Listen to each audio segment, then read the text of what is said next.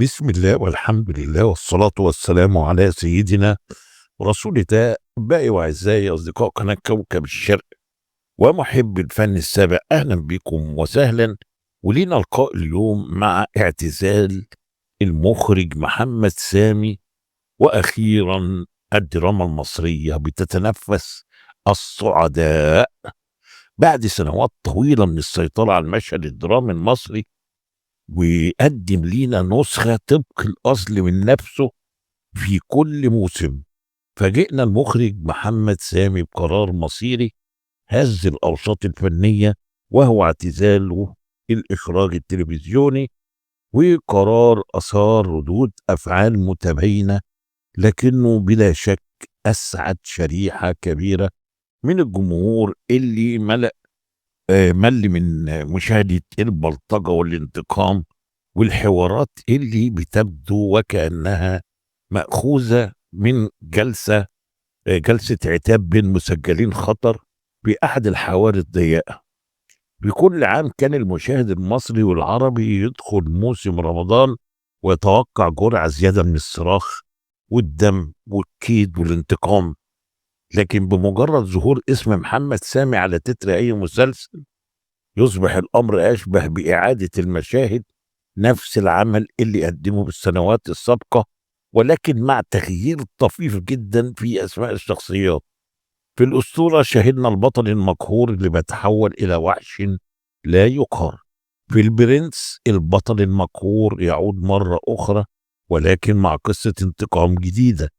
ثم جاء جعفر العمدة البطل المقهور اللي يبحث عن ابنه المفقود في ملحمة مليئة بالمبالغات الغير منطقية طبعا. ولو حاولنا تفكيك أعمال محمد سامي هنجد إن الوصفة دائما ثابتة: واحد راجل فتوة لا يقهر، يواجه المؤامرات والخيانات ولكن بيظل شامخ زي جبل المقطم، وامرأة خاينة أو انتهازية بتقدم دروس في الميكافيلية، وكأن النساء في مصر لا دور لهم سوى إثارة الفتن. تاجر مخدرات أو راجل أعمال فاسد يتم تصويره أحيانا وكأنه القدوة اللي يجب أن نتعلم منها. ومشاهد مبالغ فيها جدا من الضرب والصراخ والردح، حتى إنك تشعر فيه إن المسلسل كله بيمكن اختزاله في مشاجرة سوقية كبيرة. المهم إن احنا هنا حتى لما بنحاول تقديم دراما مختلفة زي سيد الناس، جت النتيجة أشبه بمسلسل صاخب بتدور أحداثه في عالم موازي، لكن ليس واقعي طبعا نهائيا. الجميع بيصرخوا بلا سبب واضح، وكأن أحدهم حدف قنبلة صوتية في موقع التصوير.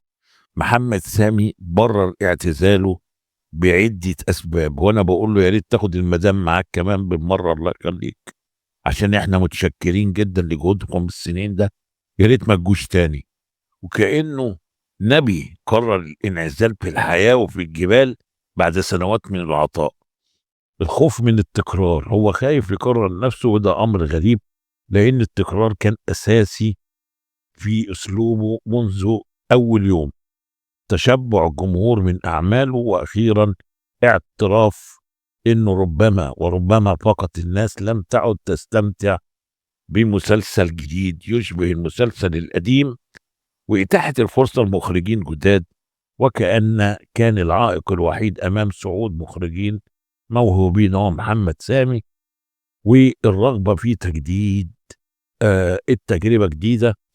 والتجربة الجديدة دي هتكون ايه يا ترى؟ أفلام أكشن زي جعفر العمدة ولكن على طريقة هوليود، ولا ايه بالظبط؟ خلونا نكون واقعيين يا جماعة، اعتزال محمد سامي ما جاش من فراغ. الدولة بدأت تتجه نحو إنتاج دراما أكثر احترام للجمهور، ومسلسلات تقدم قيم اجتماعية وأخلاقية بدل من تقديم نماذج مليئة بالإجرام والانحراف تحت ستار الواقعية.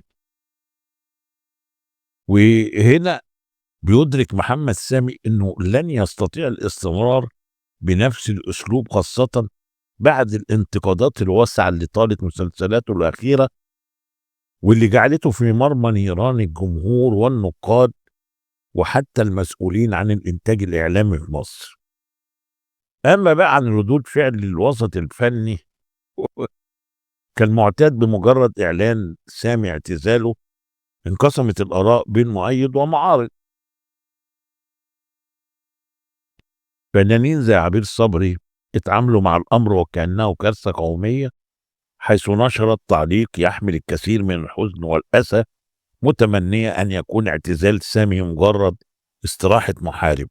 أما تامر حسني فخرج بتصريح مضحك جدا بيقول فيه إن محمد سامي هو المخرج الوحيد في تاريخ مصر اللي لم يفشل ولو لمرة واحدة، وكأن تامر قرر تجاهل تاريخ السينما والتلفزيون المصري، ناسي المخرجين العظماء زي يوسف شاهين وصلاح أبو سيف وعاطف الطيب. على الجانب الآخر استقبل جمهور القرار بفرحة غامرة، وكأن عدو لدود قد انسحب أخيرا من المشهد الفني. مواقع التواصل الاجتماعي امتلأت بالتعليقات الساخرة اللي بتحتفل بنهاية عصر الدراما العشوائية. السؤال اللي بيطرح نفسه للجميع دلوقتي: هل اعتزال صاحبنا ده محمد سامي اعتزال حقيقي ولا مجرد يعني ايه لعبة؟ محمد سامي قال انه هيسافر لمدة 2 سنين عشان يتعلم حاجة جديدة، لكن اذا كان كل ما قدمه حتى الآن هو افضل ما لديه، فربما من الافضل ليه ولنا ان يبقى بعيد عن الدراما التلفزيونية للأبد. في الآخر إذا كان في شيء واحد يمكن الاتفاق عليه فهو إن هذا الاعتزال سواء كان حقيقي أم مؤقت هو من أفضل الأخبار اللي سمعها عشاق الدراما الراقية منذ سنوات. فالدراما المصرية تستحق ما هو أفضل من تكرار نماذج البلطجة والعنف والانحراف الأخلاقي. محمد سامي أخرج حاجات كتيرة، يمكن كانت في أوله كانت بعض الأعمال كانت كويسة، لكن للأسف الشديد كرر نفسه تاني وتالت ورابع بأشكال مختلفة، مرة رمضان، مرة عمرو سعد، والناس تشبعت من أسلوبه وتشبعت من الحتتين بتوعه، وخلاص أصبحت جعبته فارغة، ما عندوش أي شيء يقدمه للناس، فقرر هذا الاعتزال المزعوم. ولو أني طبعا أشك إنه يسيب الفلوس دي كلها ويعتزل ويسيب كل المال السايب في الإعلام دون بتاع الإنتاج وبتاع ده بياخدوا يعني دولارات متينة، فأشك إنه هو ساب الموضوع ده وهيروح يعمل حاجة تانية، وأعتقد إنها منورة لحد ما يرجع تاني، لأن أعماله السنة دي كلها فشلت. شكرا وإلى لقاء آخر إن شاء الله.